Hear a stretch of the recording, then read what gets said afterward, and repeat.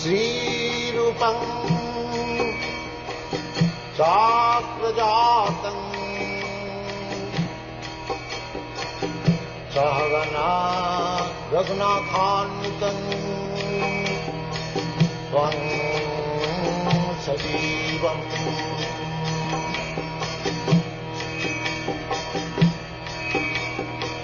साद्वैतं सावधूतं परिजनासहितं Krishna चैतन्यदेवम्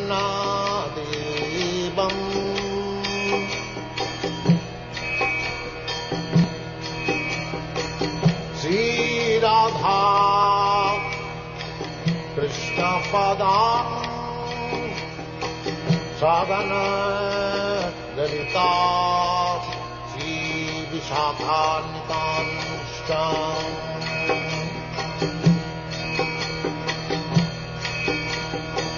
Shrikrishna Chaitanya Prabhu Nityanand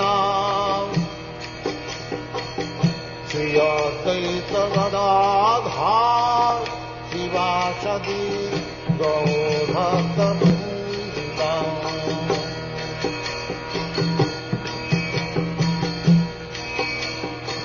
Shrikrishna Chaitanya Prabhu Nityanand Shri Advaita Gadadhar शिवासदि गौरभक्तवृन्द।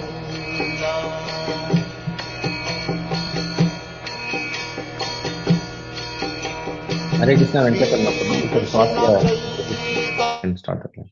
Thank you. Hare Krishna devotees, Dandavat Pranam. Welcome to Nityam Bhagavata Sevaya. Today we are very fortunate to have the association of His Grace Premasindhu Gauranga Prabhu, who will be actually sharing the nectar from Srimad Bhagavatam, Canto 5, Chapter number 5, and Sloka number 26. Thank you, Prabhuji. Thank you for your time, Prabhuji. I will share the screen shortly, Prabhuji. We can start, Prabhuji.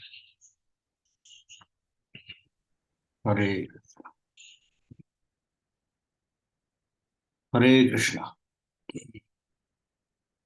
So I welcome all of you for your daily Srimad Bhagavatam class, and we are studying 5th canto. So let us begin with reciting prayers. Om Ajnanatimirandasya Jnananjanashalakaya Chakshurunmilitam Yena Tasmai Shri Gurave Namah. Shri Chaitanya Manovishtam Sthapitam Yena Bhutale Swayam Rupa Kadamahyam Dadati Sopadantikam. Vandeham Shri Guru Shri Utapadakammalam Shri Gurun Vaishnavamscha Shri Rupam Sagrajatam Sahagana Raghunathanvitam Tam Sajivam Sadvaitam Savadhutam Parijana Sahitam Krishna Chaitanya Devam Shri Radha Krishna Padan Sahagana Lalita Shri Vishakhanvitamscha Hare Krishna Karuna Sindho Dinabandho Jagatpate Gopesha Gopika Kanta Radha Kanta Namostate Tapta Kanchana Gaurangi Radhe Vrindavaneshwari Rishabhanusate Devi Pranamami Harike Jai Shri Krishna Chaitanya Prabhu Nityananda Shri Advaita Gadadhar Srivasadi Gaura Bhaktavinda Hare Krishna Krishna Krishna Hare Hare Hare Ram Hare Krishna.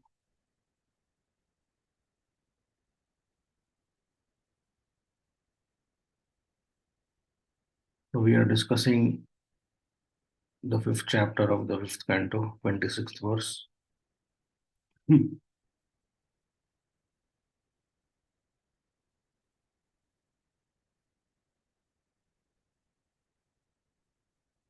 So the verse is like this: Sarvani madhish netaya bhavadbhish charani bhutani sutadhruvani sambhavitvani pade padevo vivikta drigbhis tadu harhanam me.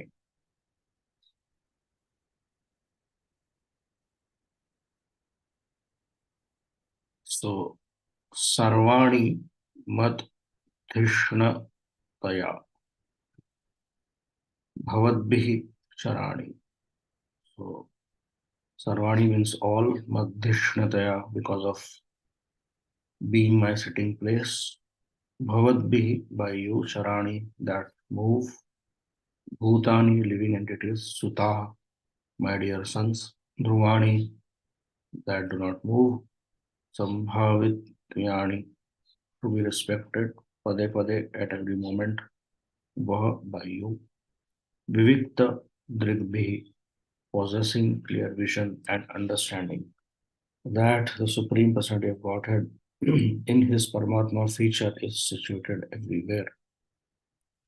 Tatu that indirectly, ha certainly, Arhanam offering respect, me unto me, may unto me.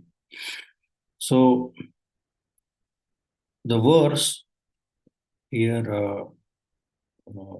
Lord Rishabdev is speaking to his sons. He's saying that, my dear sons, you should not envy any living entity, be he moving or non-moving.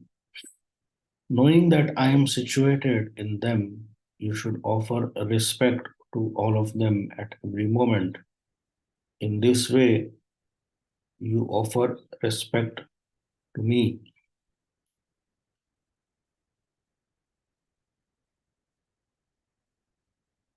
So Rishabdev is telling that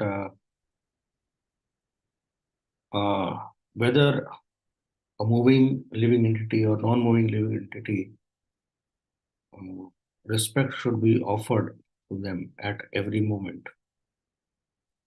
By doing like that, one offers respect to me. Me means Rishabdev, who is the Supreme Lord also. So basically, it means that by offering respect to all the living entities, whether moving and non-moving, at all times, then one offers respect to the Supreme Lord also. So in the purport, Srila Prabhupada writes, in this verse, the word Vivikta Drigbhihi means without envy is used. All living entities are the abode of the Supreme Personality of Godhead in his Paramatma feature. As confirmed in Brahma Samhita, Andantarastha, Andantarastham Paramanu Chayantarastham. The Lord is situated in this universe as Garbhodakshai Vishnu and Kshirodakshai Vishnu. He is also situated within every atom. According to the Vedic statement, Ishavasamidam Sarvam, the Supreme Lord is situated everywhere, and wherever he is situated is his temple. So the Supreme Lord is situated everywhere, in every atom, and inside the body of every living entity as Paramatma. So that is why the whole creation is basically the temple of the Lord, because it is created by him and he is situated everywhere, and it is existing because of his Shaktis. So according to the Vedic statement, Ishavasam Idam Sarvam, the Supreme Lord is situated everywhere, and wherever he is situated is his temple. We even offer respects to a temple from a distant place, and all living entities should similarly be offered respect. This is different from the theory of pantheism, which holds that everything is God. Everything has a relationship with God because God is situated everywhere. We should not make any particular distinction between the poor and the rich, like the foolish worshippers of Daridra Narayan. Narayana is present in the rich as well as the poor. One should not simply think Narayana is situated among the poor. He is everywhere. An advanced devotee will offer respects to everyone, even to cats and dogs.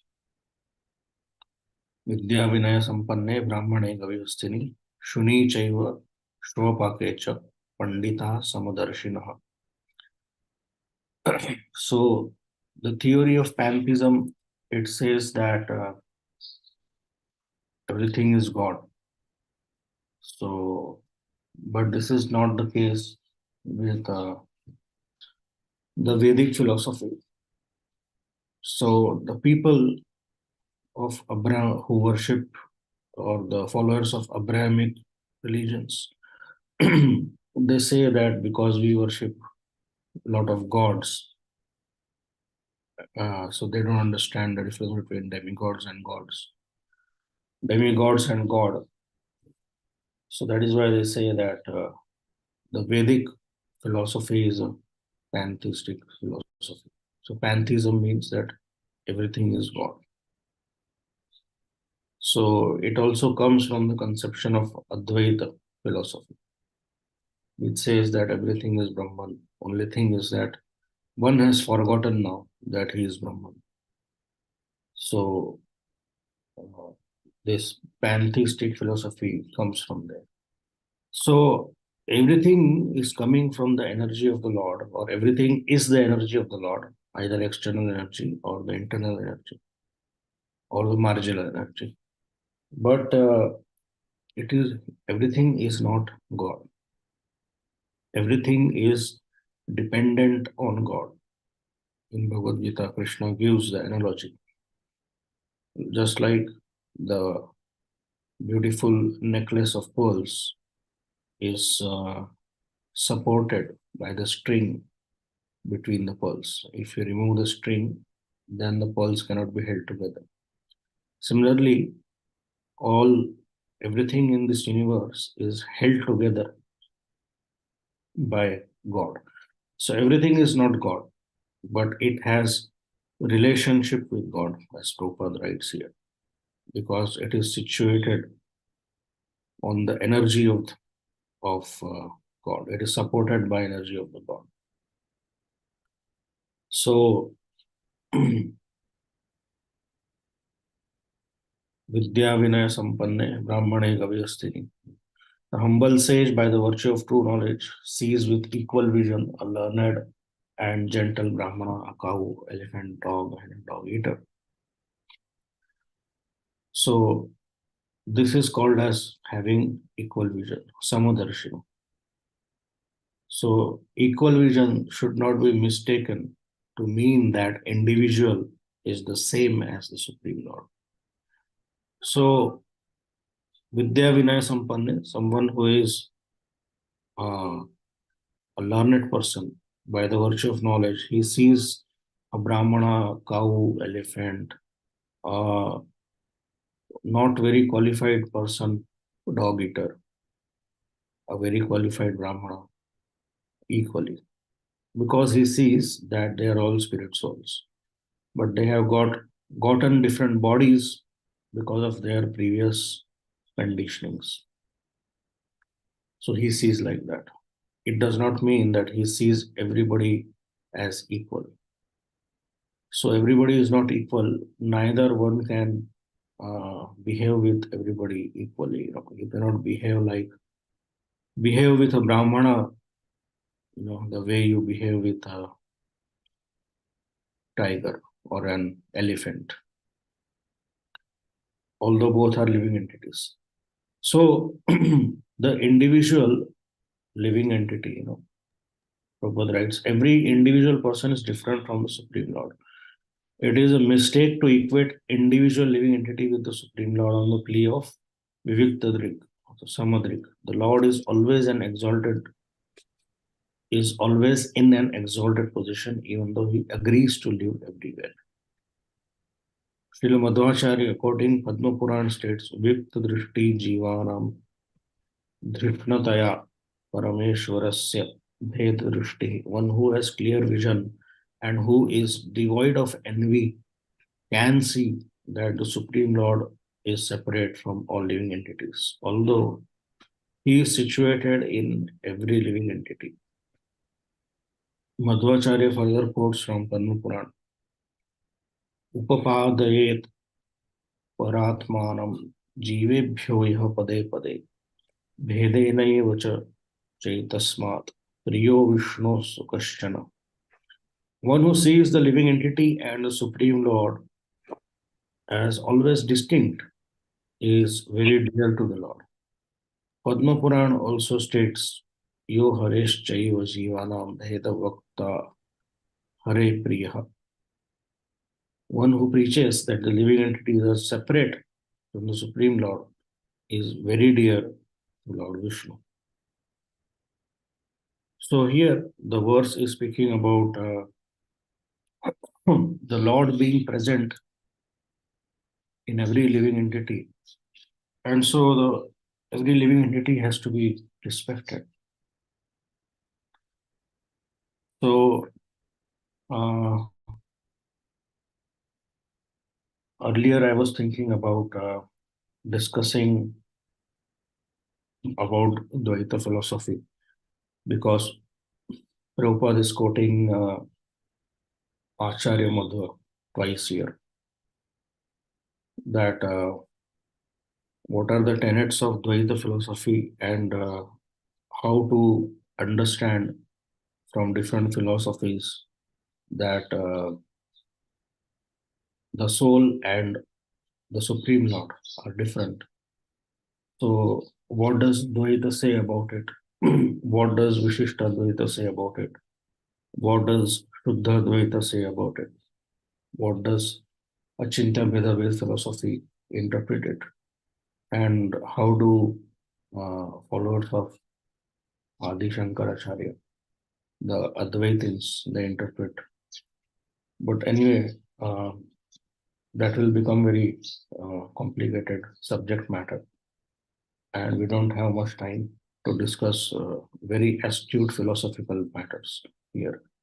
So I thought that because the verse focuses on the subject matter of envy, so we will speak something about envy here. So envy is the basic disqualification. Just like for doing anything, you need a basic qualification. And there is also a basic disqualification, which prohibits you to do that particular activity, or it prohibits you to become something. So envy, as we know, is the basic disqualification for the path of Bhakti Yoga. So now here,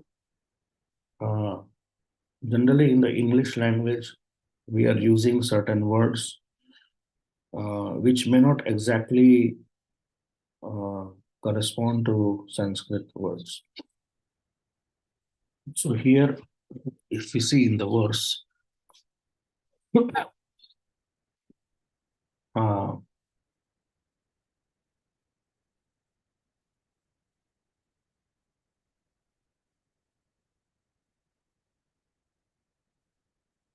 Prabhupada writes in the translation, my dear sons, you should not envy any living entity.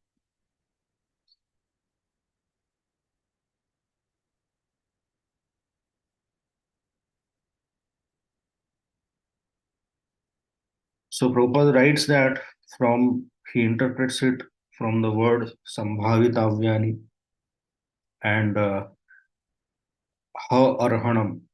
So basically, respecting everything, offering respect. So if you do not offer respect, it means that there is some inherent envy in your heart. So in English language, there are two words, envy and jealousy. So there is a difference between envy and jealousy. Jealousy comes because of ignorance. and attachment to our own body. So, what is the difference between envy and jealousy? Then we can discuss what those things are also.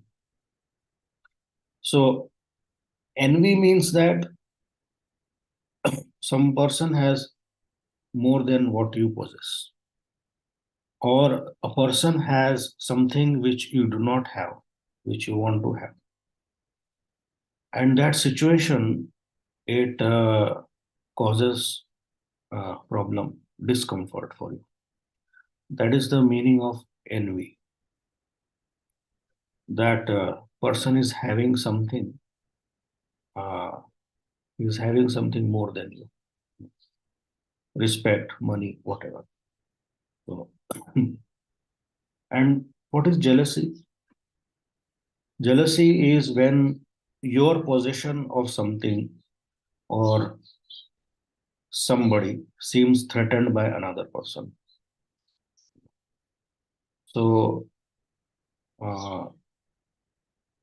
jealousy means that you possess something, and your possession of something is threatened by another person. Then you feel jealous.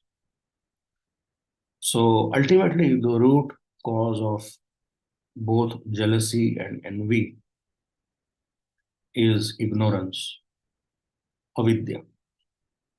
So in the third canto of Srimad Bhagavatam, it is explained that how different elements are formed. The subtle elements, they give rise to the gross elements. So envy, or which is result, it comes from false ego. False ego is one of the first elements which manifests in this world. So everybody is a different and unique person. They all have different types of karmas, different capabilities. So some people have more capability than us. Some people have less capability. And there are many factors which are not under our control when it comes to our life.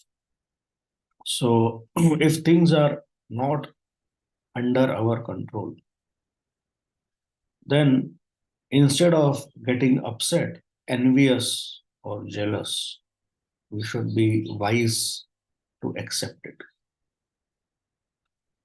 So jealousy, it arises when you want to possess someone exclusively. You know, so we want to possess someone exclusively. We want that person or thing or position exclusively for ourselves. For example, a person, a close friend, or a spiritual teacher, also spiritual master. In case of devotees, so this is due to material attachment. So actually, we do not possess anything, not even our body. So, so if no one asked us, no one asked you that, do you want a body like this? Do you want a male body or a female body? We did not choose that. So we got it because of our previous karma. So now one might become depressed. Why did I get a body like this? I want to be taller. I want to be stronger. I want to be thinner. I want to be more beautiful. In this way, we become miserable unnecessarily. So if we can understand these things as a result of our own past karma, then we'll accept it and will not become disturbed, envious, or jealous. So the science behind respecting everybody, not becoming envious or jealous, is that coming out of avidya. Unless one reads scriptures, he understands that how he fell in ignorance and how he can get out of ignorance. He cannot get out of, he cannot get rid of enviousness and jealousy. So, without scriptural basis, it is not possible to get rid of envy and jealousy.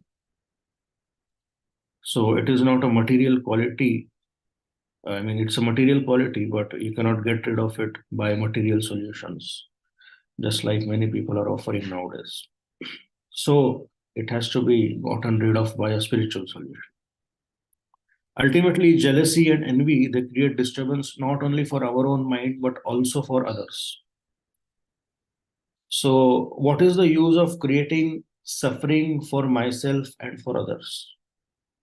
So envy and jealousy, it creates suffering for myself first, and it also creates suffering for others, because envious person creates disturbance in the society. So how can we avoid this needless suffering with proper understanding about the purpose of our life, our own situation in life? So how to do that? So we should ask ourselves, why I am jealous, why I am envious, what will I gain from this envy, what will I gain from this jealousy? So loving someone does not mean that we own that person. The object of our love has uh, his or her own thoughts, his or her own preferences. You know. But in the name of love, we want to turn that object of love into an inert object which we can possess, which we can control. Just like a father, he treats his baby like a toy. He may throw the baby up in the air and catch and thus enjoy without concern how the baby feels. But this is not love. Love does not mean control or possession. Love means that we desire to please and serve the object of our affection. So, not envying others is one side of the coin, another side is loving others. So, unless you love others, it is not possible to get rid of the envy and jealousy also. It is not that, okay, I'll just stay away from that person and I'll neglect that person. I don't have to do anything with that person. And in this way, I will avoid jealousy and envy. So, unless one develops some love for that person, then that envy will not go. And ultimately, this love for Krishna, love for Supreme Personality of Godhead has to be developed. And then we'll also understand all the living entities as his parts and parcels. And then that love will also be dovetailed to all other living entities. So, due to jealousy, one may treat one's loved ones like pets, like pet dog. So you may say that you love your dog, but then you put a leash or chain around its neck and restrict its freedom. So in the name of love, you chain your dog.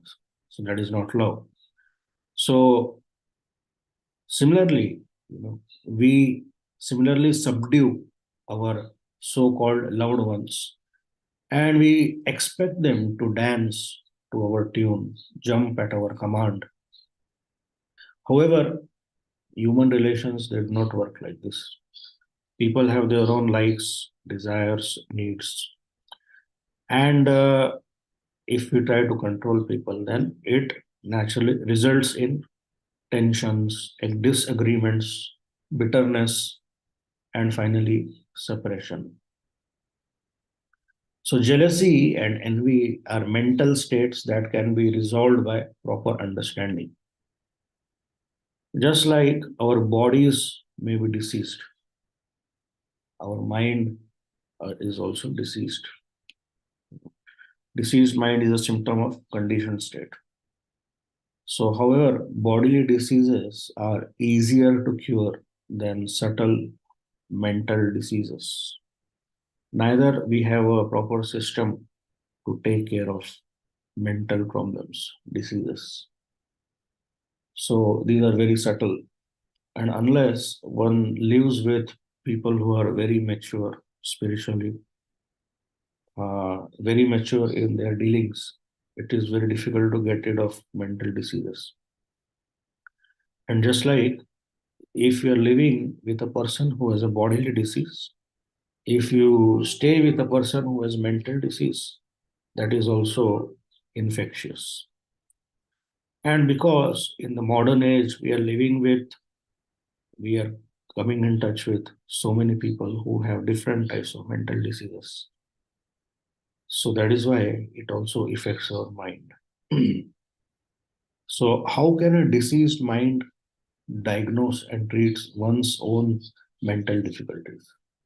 That is not possible. That is why we have to take help from others for an effective cure. So, the word for jealousy in Sanskrit is asuya. Jealousy is asuya. So, we have heard the name of Anasuya. Anasuya was the wife of Atri Muni. So, Anasuya means one who is not jealous. So, if you want, Anasuya gave birth to Lord Dattatreya, Durvasa, and Soma.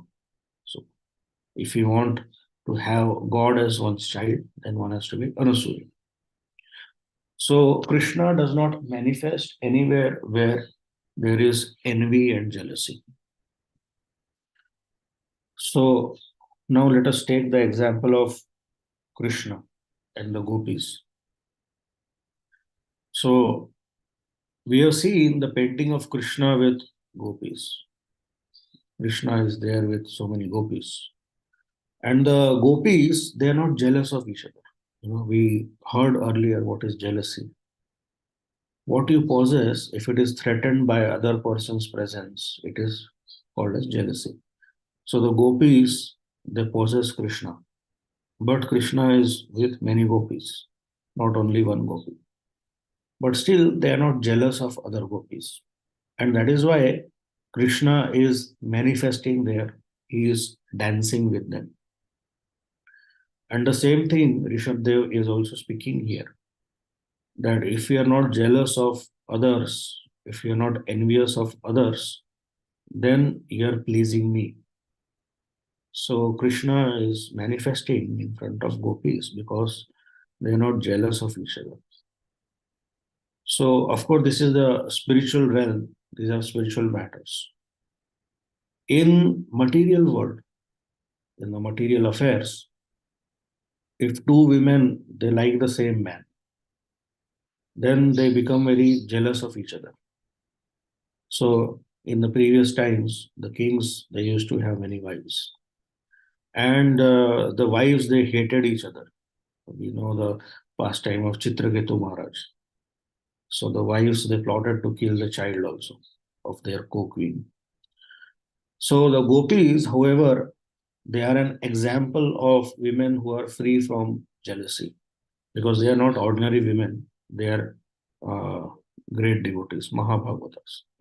Therefore, Krishna is dancing and singing with them. So if our hearts are full of jealousy, then God will not manifest there. So Krishna will disappear from there because he does not like jealousy. So the different emotions which arise in our heart, whether it is jealousy, envy, or happiness, or disturbance, or different types of emotions, they are arising all the time in our heart. And they can be related to fragrances. So just like a fragrance, a particular type of fragrance incites a particular specific emotion in our mind. The perfume industry, it works on this principle. So their business is to combine these specific fragrances so that they can incite different emotions in you. For example, passion or confidence or lust. However, Krishna is not interested in that kind of perfume. He is interested in the fragrance of prema or preeti, which is free from jealousy and envy. So he does not like kama or lust, which is the source of jealousy and envy. So to be a servant of God, we have to be free from jealousy. And when we harbor jealousy in our heart, Krishna is not happy because the object of our jealousy also belongs to Krishna. So we might become jealous of something because of something, but that something also belongs to Krishna. So it is like a father with two children. The two children, they hate each other, but the father, he loves both the children. So if we want to serve God, Krishna, then for him to accept our service, one should let go of envy and jealousy. So this is the principle which is being spoken here by Lord Rishabdev. So when we speak about not envying others, it also means loving Krishna, understanding what is our relationship with Krishna and our relationship with other living entities. So the Sambandha Gyan should be there. Then only it is possible to get rid of envy. So freedom from envy is the qualification for bhakti. Different spiritual paths, they require different things for success.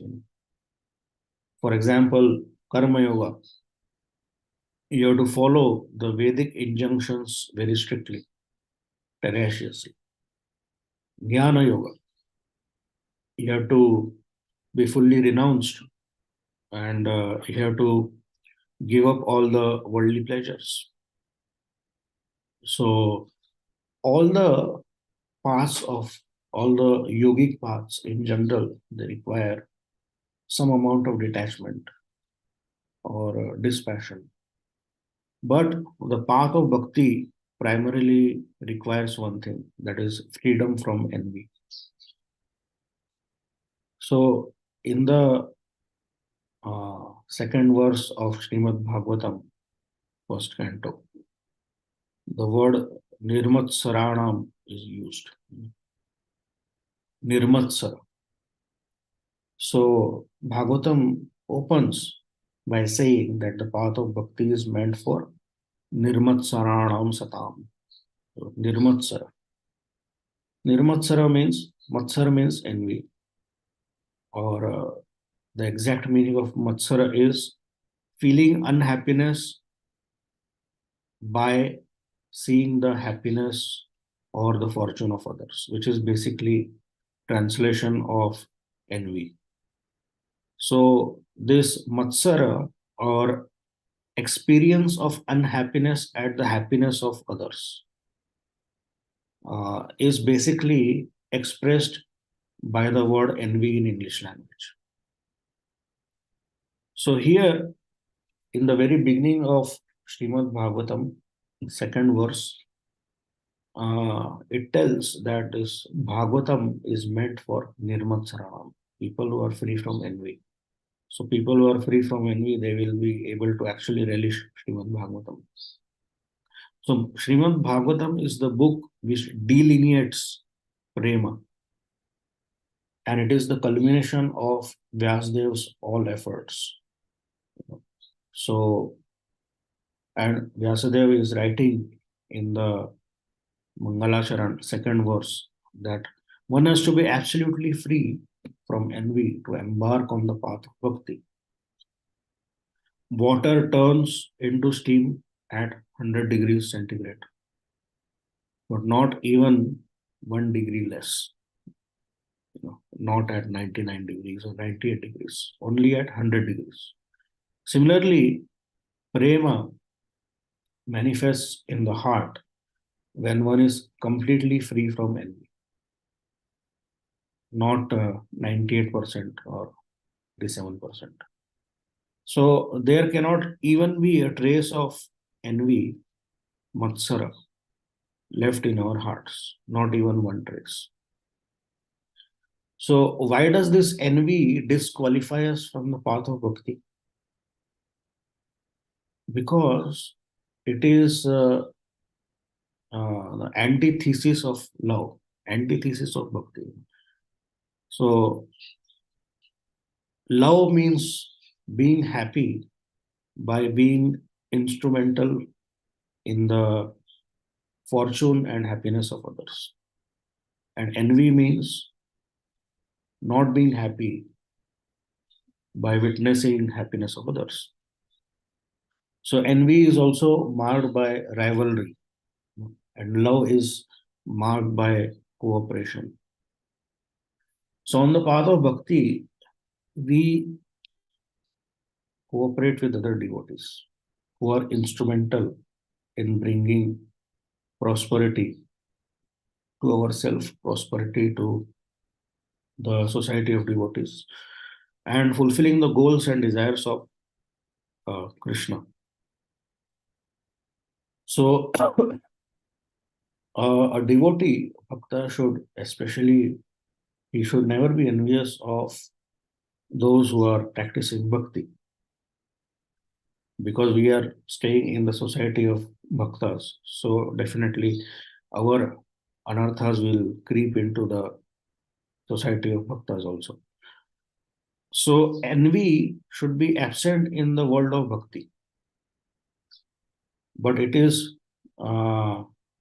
very much present, it is very natural in the material world. So, why it is natural in the material world? Because the resources are limited, the demand is more, and that is why it forces people to compete with each other. So, bhakti, it gives happiness by seeing the prosperity of others, and envy is the opposite. So, if our rival competitor suffers and fails, then we feel very happy. Thus, we spend a lot of time, energy, money to make others suffer, or we take pleasure when we see others failing or others suffering. So, some psychologists, they say that there are two types of envy. So one is malicious envy, you know, which means that it fixes us on desiring the failure of other person, the misfortune of other person. It is malicious envy. And benign envy, which means that it can act as a positive inspiration and motivation. So what is this benign envy? That we see someone who has what we want. We see somebody, he has what we want, and it fixes us on improving ourselves. So, in a less pure form, this kind of envy is a motivation to surpass the object of our envy. Okay, he has something which I don't have. Let me work hard and let me also get what he has, and let me become better than him. So, in a less pure form, in a material form, this kind of envy is also, people glorify this kind of envy in this world. This person was very pure, and then he was motivated because he did not have that, and then he worked hard, and he worked hard like a donkey, and then now today he has become like this. So this kind of envy actually is glorified in this world, but it is just a tool to surpass your object of envy. In a more pure or spiritual form, it is this kind of envy is used for improving ourselves, and not just as a measure of success. So this kind of envy, pure benign envy, is very rare, not perhaps not found at all in the material world. Malicious envy is found everywhere. So the example of pure benign envy is the gopis of Vrindavan. So the gopis of Vrindavan, they epitomize complete freedom from envy. And all the gopis, they love Krishna, but they do not envy each other. So this is very rare because envy is most common in romantic affairs. So that is the main root of envy, romantic affairs. But when it comes to Krishna and the gopis, they are completely free from envy, the gopis. So uh, typically, when two girls they love one boy, they wind up hating each other, and they want to defeat each other. So if one understands the basic definition of love, which is to give pleasure to the object of love, then why should one girl hate another girl who also wants to please her boyfriend? So actually, if your love is pure, she should be happy that someone else wants to please her object of love, and she would befriend that person. Of course, in this world, this idea is over idealistic. It does not work like that. But this is exactly how it works in the spiritual world. One gopi becomes happy to see another gopi pleasing Krishna, especially if that gopi can do something differently or something better, you know, then she become very happy. She tries to improve herself. So, uh, so when Krishna left the rasa dance, the gopis they are searching for him. And when they discover that Krishna has taken Radharani with him, they felt very happy for Srimati Radharani. And they praised Srimati Radharani by saying that indeed Krishna left with her because she pleases him so much more than what we could. So, envy is the most prevalent disease in all communities of devotees. It causes politics, and sometimes it might also cause a disciple to envy his own spiritual master or superior. It also results in prajalpa, criticism. So it is found in all circles of devotees because of conditioning. And as we understood here, that if we find it in our circle of devotees, then Krishna will not manifest there. So our job is to remove it from our circle of devotees. Then Krishna will manifest there. So it should be noted that envy manifests toward those whom we perceive as our equals. Generally, envy does not manifest towards those who are very seniors or very superior or those who are very junior. Generally, toward equals. Those who we consider in our conditioned mind as competitors, rivals. Envy generally does not arise strongly, very strongly toward superiors because our conditioned mind, our polluted mind understands that we cannot compete with them at this point of time. So we consider them as inconsequential. You know. So a beggar is never envious of a millionaire. A beggar is only envious of another beggar. Therefore, sometimes we are not in the company of devotees. When we are not in the company of devotees of our own caliber, equals, we might feel free from envy. Everybody is junior to us. Everybody respects you. or you are with all senior devotees, you are the junior most, then you feel free from envy. But as soon as you come with equals, devotee of your own caliber, then the envy will again creep up. So Krishna says that he comes in this world to establish dharma. You know, so dharma means two types of dharma. One is varnashram dharma. Second is transcendental dharma. So parama dharma, that is the transcendental dharma, is the path of love, prema, which is also called as Bhagavad dharma. And to establish this parama dharma, Krishna himself comes as Shri Chaitanya Mahaprabhu, and he emphasizes the importance of Sankirtan, which means to not only to sing and chant the Mahamantra, but also to cooperate with each other. So if there is no cooperation, then there is just noise. Just like in Kirtan also. Someone who does not know how to play mridanga or kartal properly, he cannot match the rhythm and tune with the singer. So it becomes like a noise, very disturbing.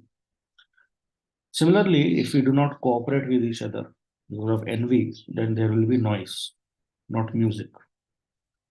So generally we see Sankirtan as singing, but if we look carefully, we'll see that the Sankirtan is founded on the basis of cooperation and non-envy. So when devotees, they cooperate with each other in the service of Krishna, that is real music. So this is what Sri Chaitanya Mahaprabhu propagated, and he wants from his followers.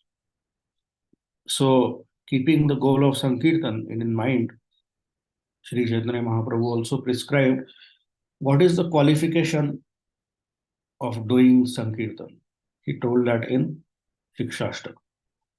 He said that one should be humble, tolerant, respectful, Runadapi Sunichan, Tarorapi Sankru. So, not expecting honor and giving respect to others. This is what the verse also is telling, that giving respect to others. Amanina manadena. Therefore, this verse from Shikshashtaka, third verse, is the same prescription which today's verse in Srimad Bhagavatam is given. That we must be free from envy and give respect to others, not expect respect from others. So every devotee should keep this in mind to achieve the goal of Prema Bhakti. Another very interesting consideration is that envy can hide in our hearts if we do not interact much with devotees. So, as I told you earlier, one might go in the zone of not associating with other devotees so much, not cooperating with them, not serving with them. And because we are not associating much with them, or we are hardly associating, so we might feel that we have become free from it. But as soon as you start working with them, cooperating with them, serving with them, then that envy will come out. So if we do not cooperate with others, it's not that we will get rid of envy. Envy will hide in the heart. It will wait for the time to come when you will again associate with devotees. Anyway, when you go back to Goloka, you will have to stay with devotees. So you cannot hide that envy inside for a long period if our goal is to go back to the spiritual world. So when that hidden envy, it reveals itself, it is good, because we need to identify it and we need to eradicate it before it becomes an obstacle in our on the path of our bhakti. So all the devotees who are sincere practitioners of bhakti, we should introspect and determine how envious we are, because all of us are envious. That is why we are in the material world. Otherwise, you would not have been here. So, this anartha of envy is all pervasive and very deep rooted. So, only by putting prema one can uproot it. So, we can end the class here. And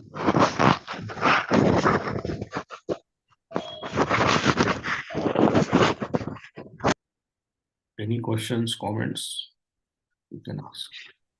Hare Krishna, Prabhuji. Dandavat Pranam. Thank you for a wonderful summary, Prabhuji. You beautifully narrated what is envy, what is the root cause of the envy, and how what is the qualification for practicing different system of yoga practices, and in Bhakti Yoga, why devoid of envy is very, very important. And also, you also shared the idealistic love and exchanges between gopis and Krishna. And so, what, why, and also describe why we have envy in our heart. And also, you explained the how part, how we can actually work on eradicating envy from our heart. And the last important point, very, very important point, is that we may think that we don't have envy and it may hide in our heart if you don't associate with devotees. When you start associating with devotees, the envy will manifest, and then it's an opportunity to identify that we have envy and work on that. Thank you very much, Prabhuji. It was a very beautiful class. I personally have a lot of learning in this. Thank you. Devotees, may please. Yes, Prabhuji. Hare Krishna, Prabhu. Go ahead, Mataji. The word can be used envy and jealous, but envy, you said, it is mainly for romantic affairs. Jealous is for all other things. No, not mainly romantic. It's not that it is mainly romantic affairs. It is very prominent there. It's like that. It is present everywhere. Even a small child, who is, let's say, a 2-year-old child, so he has not developed lust now. He is not attracted to opposite sex. So there is no element of romance in his life. But he is also envious. We see that he becomes envious of another child when another child takes his toy. So envy is there in everybody. But it is very prominent in romantic affairs.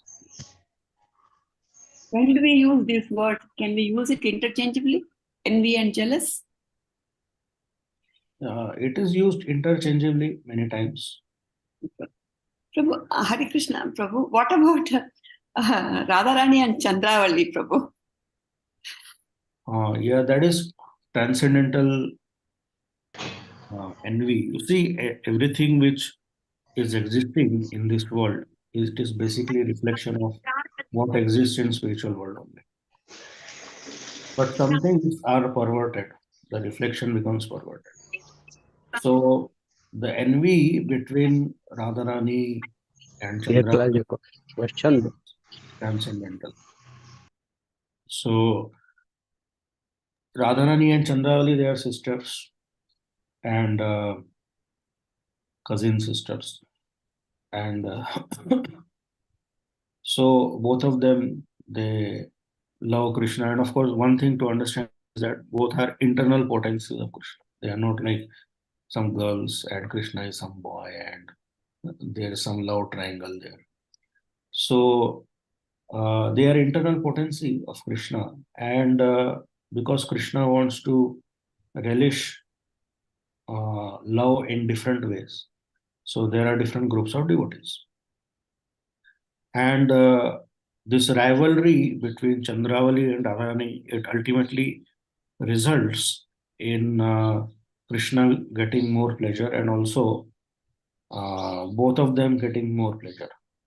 Radharani, Chandravali and their own followers, they get a lot of pleasure. in those pastimes. So Krishna relishes love in different ways. So Radharani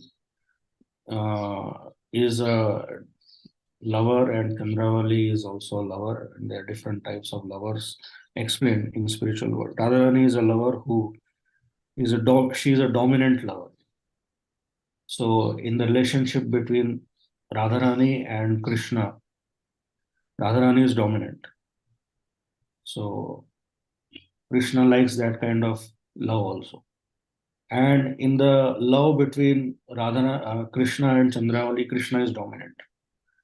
So Chandravali is like subservient. So in this world also we see that sometimes the husband and wife, the wife is dominant, sometimes the husband is dominant. So this is all coming from spiritual world only. Of course, in the material world, it is based on, it is not completely pure. But in spiritual world, it is based on pure law. So that is also transcendental envy. Okay. Thank you, Prabhu. Dandavad Pranam. Hare Krishna, Prabhu, Hare- Dandavat Pranam. Hare Krishna. Dandavad. Prabhuji, suppose I have some opulence and I don't want to share with any nearbys or devotees, then should I classify it as jealousy or envy, Prabhu? What kind of opulence? I mean, if you have some I have, money in your bank account, it's not yeah, that lots of you money I distribute have, it. or lots of other opulence, suppose like beauty. Beauty, we will leave it, which can be shared, Prabhu. Suppose only we will take money. That I don't want to share. Though I am in spirit, I mean the devotional life. Suppose I don't want to share with others. Then can we call it jealousy or envy, Prabhu? Now, you see, these things, they depend on time, place, and circumstance. For example, if you have money in your bank account, it's not that you are going to share your money with everybody and you will become bankrupt. So it doesn't work like that. So, but you contribute to the society of devotees whatever you can. So, to the best of your ability. So, definitely, whatever you have, you should share. How much you share, that depends on time, place, and circumstance. So definitely, whatever we have, we should share. So it is not that now how to share, what not to share. So it depends on time, place, and circumstance. You don't share everything also. So and there are certain things you share to some extent. So there are certain things you can completely give up. So it depends. So so what exactly is your situation and what you want to share, that has to be discussed first, and then uh, we can find out that how to share that and how much to share and when to share. But definitely sharing is the principle. Hare Krishna. Thank you very much, Prabhu. For example, Hare if you have a car, let's say, take a gross example. If you have a very beautiful car, so you have only one car, so you cannot share the car. It means you cannot lend your car to devotees. Okay, today you take, tomorrow other one will take, and you can't do like that. But you can use the car in Krishna service, in some festival, whenever devotees need some help, you can use that car. So it doesn't mean that you have to give up that car to, or you don't have to, it does not mean that you have to remove the parts from that car and give one part to the devotee. It's not, it doesn't work like that. So it depends on what object you are speaking about, and then we can decide how to share it, when to share it. It's like that. Prabhu, what I'm asking is, suppose somebody comes and requests for some assistance, help, that is Lakshmi, and I am not giving it, thinking that they may become equal to me like that, Prabhu. Then should I call it jealousy or envy, Prabhu?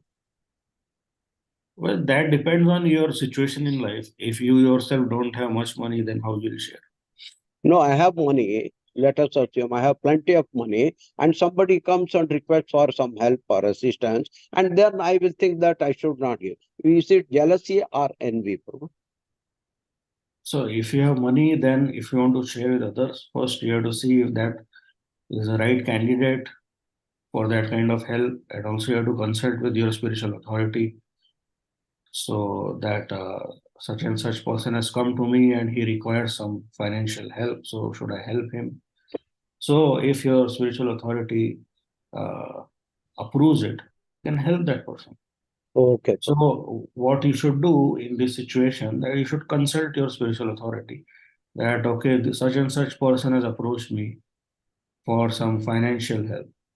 So should I go ahead, or should I tell him that I cannot help you?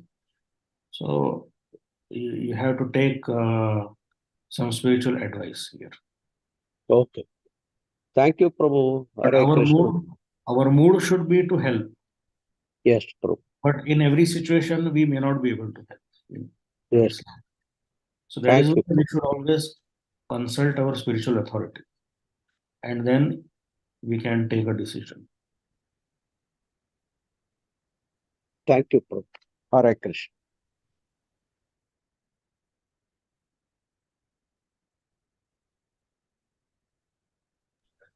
Hare Krishna devotees, are there any other questions? Hare Krishna Prabhu, Dandas Pranams. Thank you so much for the wonderful class. So much of very thought provoking. So just had one small question. In fact, Prabhu, we were discussing about envy and jealousy. And then we also mentioned how envy, we sometimes, we feel, we understand that we are feeling jealous or we are feeling envy because there's some amount of maturity in all of us, so we understand that.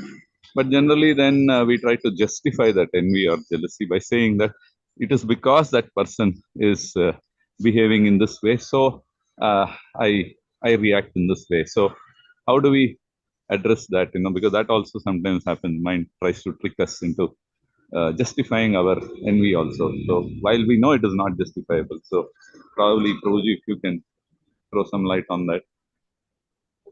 So in this world, we are trying to justify ourselves, and we want to prove ourselves right all the time. This is natural, but we have to understand that why that envy is there in the first place.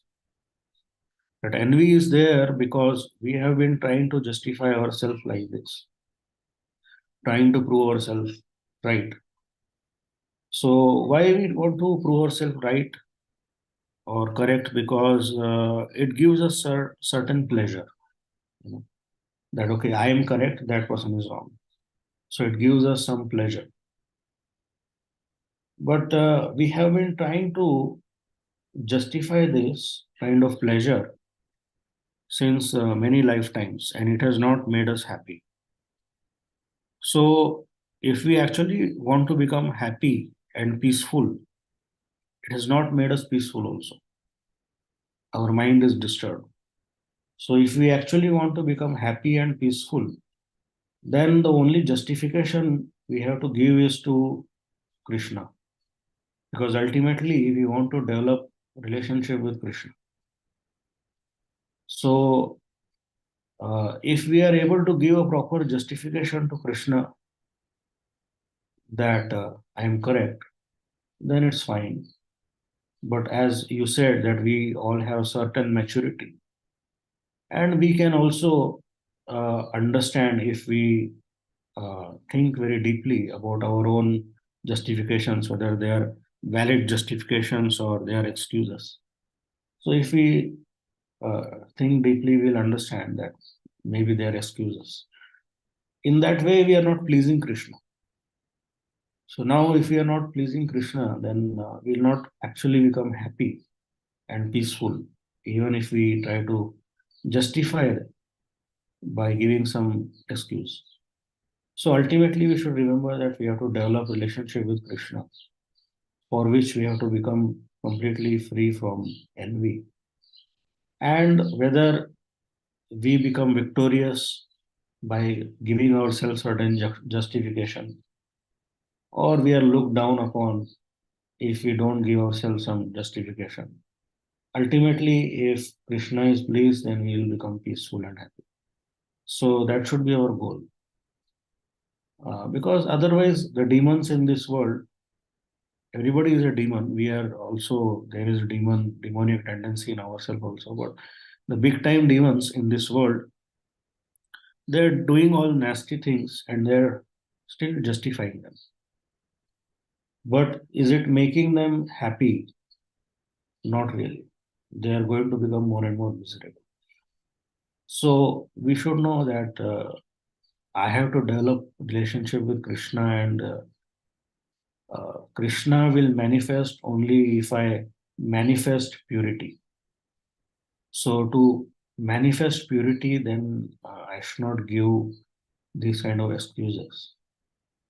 So even if I don't feel mentally victorious, in my mind, it's okay, no problem. But mind will become peaceful, because that ego, envy, it will be crushed. So once that ego, envy is crushed, the mind will become peaceful. While it is getting crushed, it is not a very comfortable experience. It is painful experience. But after it is crushed, then one will become peaceful. So one should always think of developing relationship with Krishna. Then we will be able to act on that path also. Okay. Yeah, thank you, Prabhu. Thank you so much. And also, can we also carry this view that if there is too much of such introspection going on, we are a little confused, and we should always consult. So that should be the underlying. You see, many times when we are in the outside world, for example, you are in your corporate job or you're doing some business, then we cannot have a very idealistic approach to life. Otherwise, we cannot be naive in the outside world. So in the outside world, we have to act in a certain way. So what we are speaking here is for our, what goes on internally in our mind, in the community of devotees. But in the outside world, you have to act in a certain way. Otherwise, you'll not be able to survive there. Of course, you don't have to trouble others, but then you have to act also in a certain way, because everybody is trying to pull you down. So you cannot be naive there. So that is why spiritual guidance is very much required. For example, Arjuna, he wanted to be naive. He wanted to give up his weapons, and I don't want to fight with my relatives, which is his natural behavior as a devotee. He does not want to fight. But now, faced with that kind of situation in war, he cannot be like that. So he has to fight. So that is why Krishna, who is acting as Arjuna's spiritual master, he is required to guide a person that when he should fight, when he should be very submissive. So it depends on the situation in life, how you have to act. But generally, in what we spoke today is for the community of devotees, not for the time when we are in the outside world. So Prabhupada used to say, in the outside world, you should be like a lion. In the community of devotees, you should be like a Bengali mother. So we should be like that. Thank you, Prabhu. Thank you so much. Thank you, Prabhuji. Thank you for devotees for wonderful question and great answer by Prabhuji. So we'll end today's session with Vaishnava Pranam. Vanchakalpatarubhyasya kripa sindhobhyaya cha patithanam pavanebhyo vaishnavebhyo namo namaha. Hare Krishna. मंत्रा श्रीमद् भागवतम की जय, जगद्गुरु श्री प्रभुपाद की जय, अंत कोटि वैष्णव वृंद की जय, गौर प्रेमानंदे हरि हरि बोल. Thank you, devotees. We will meet again tomorrow morning at 8:30 Sunday Eastern at the temple. Thank you. Hare Krishna. I'll end the